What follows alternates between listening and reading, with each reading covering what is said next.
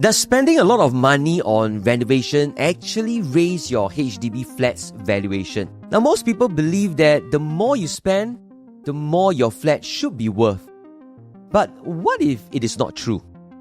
Recently, I was helping a family sell their 5-room flat. They had spent a total of $130,000 on renovation few years back ago. But the valuation came back was lower than they expected. Honestly, I've seen this happen so many times. Sellers feel disappointed, buyers get confused. And I finally decided to take that step to ask the HDB valuer directly. Does the amount spent on renovation truly reflect the valuation? So in this video, I'll share exactly what he told me and how this can help sellers to price your home better and buyers to decide when it actually makes sense to pay above valuation. Short property stories from real conversations. By the way, I'm Gaynor, and I've met hundreds of property upgraders and investors, and these are their real stories. So if you want to avoid costly mistakes and make better decisions, do check them out, and the links are just below. Now, as I prepare to market the property, I faced a huge challenge. How do you price a 4th-floor HDB unit with $130,000 in renovation when the average transacted prices were $635,000 for the low floors and $675,000 for the high floors? Now, the sellers had high hopes. They believed their renovation should justify near the high floor units. In fact, one high floor unit even crossed the $720,000 mark. To them, the renovation was enough to close the floor gap difference and push the valuation higher. In the end, I did my best to find a buyer, and we eventually closed at $685,000. A fair result, but one that still caught the attention of the HDB valuer. And that is what led me to finally ask the question that I've always wondered. Does the amount spent on renovation actually help the valuation? And the valuer's reply was no, because renovation is too subjective.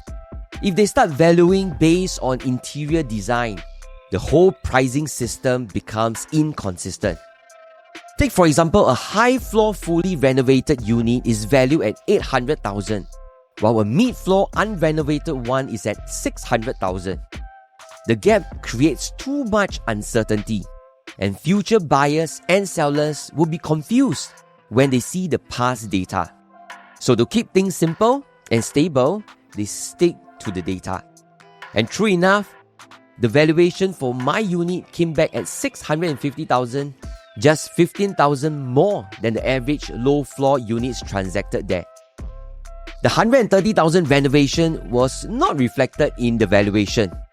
It was not able to match the $685,000 transacted price. And the buyer at the end had to pay $35,000 in cash over valuation. So what is the benefit of understanding this?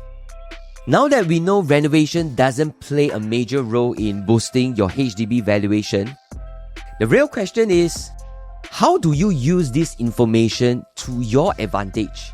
If you are the seller, the question is not about how do I price my home if valuation ignores my renovation, but how do I shift the buyer's focus away from valuation and towards seeing the value in my property? Now, here's the truth most sellers miss.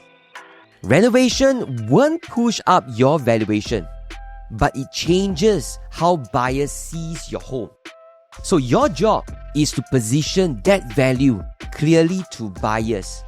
That means knowing what makes your home stand out and sharing this information consistently with buyers during viewings and negotiations.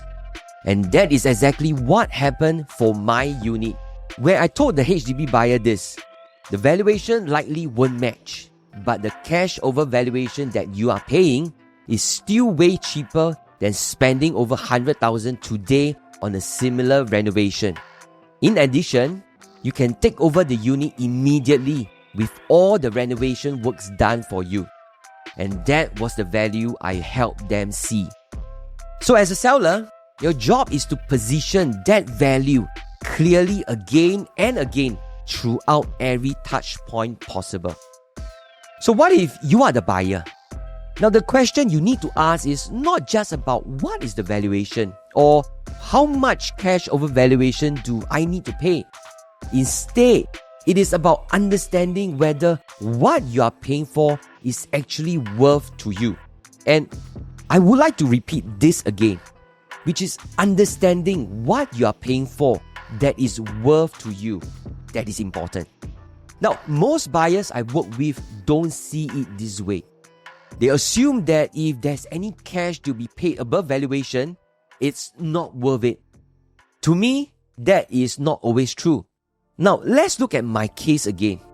The buyer had to decide if this $30,000 cash over valuation is really worth it for a unit that's fully renovated and immediate moving condition. Now, in fact, they have compared with other listings as well.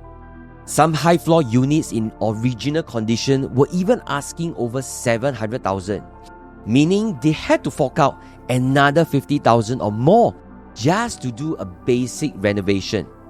So if their priority is saving time and money, then my unit will fit their requirements. Now, for this story, you have seen the interesting connection that renovation doesn't always equals to a higher valuation.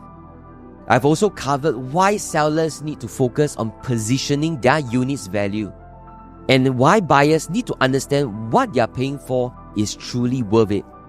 At the end of the day, we have to understand that everyone sees value differently. Valuers see based on past benchmarks.